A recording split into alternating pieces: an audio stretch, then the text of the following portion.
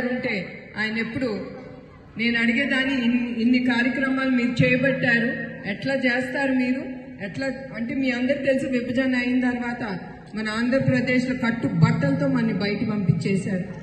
అట్లాంటి రాష్ట్రంలో నేను అడిగేదాన్ని ఆయన ఎట్లా చేయగలరు, ప్రజలకు ఏమని చేయగలరు, ఏముందని, డబ్బులు కూడా లేవు మన దగ్గర అంటే ఆయన ఒకటే అనేవారు, నేను పని చేస్తాను, డబ్బులు అయ్యే వస్తాయి, నేను ప్రజల కోసం తప్పకుండా కష్టపడతాను, నా నమ్మకంతో డబ్బు అదే వస్తుందని ఆయన చెప్పేవాడు.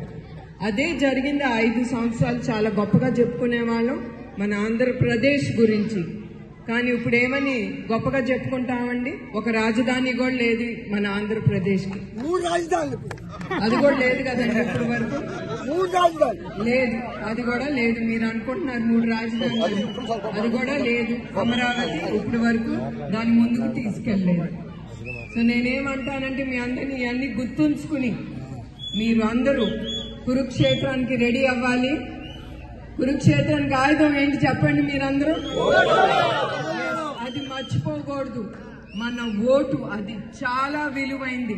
ఇప్పుడు మనకేమొస్తుంది అనేది మీరు ఆలోచించబాకండి. రేపు మీ భవిష్యత్తు, మీ పిల్లల భవిష్యత్తు మీ మనసులో పెట్టుకుని మీరు ఓటు వేయాలి.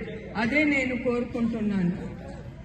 జై హింద్, జై తెలుగుదేశం, జై తెలుగుదేశం, జై తెలుగుదేశం, జై హింద్.